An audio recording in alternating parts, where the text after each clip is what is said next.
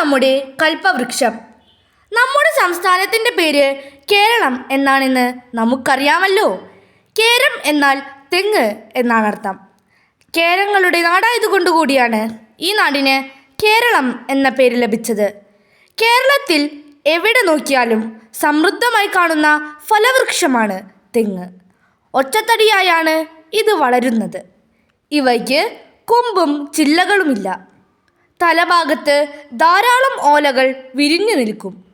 ഓലകൾക്കിടയിൽ പൂങ്കുലകളും നാളികേരക്കുലകളും കാണാം. മൂപ്പാവാത്ത തേങ്ങയെയാണ് കരിക്ക് എന്ന് പറയുന്നത്.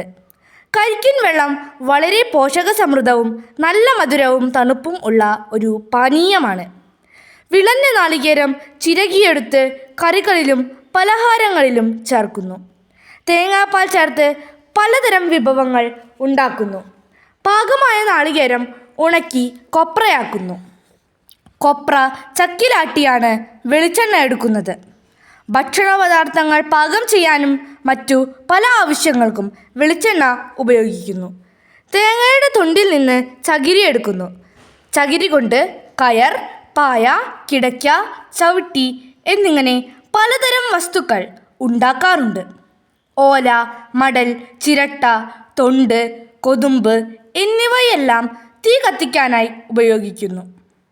ചിരട്ട കൊണ്ട് ഭംഗിയുള്ള പലതരം കൗതുക വസ്തുക്കൾ നിർമ്മിക്കാം. തെങ്ങിൻ തടിയും ഓലയും പുരമെയ്യാനും പന്തലുണ്ടാക്കുവാനും മറ്റും പണ്ടുകാലത്ത് ഉപയോഗിച്ചിരുന്നു.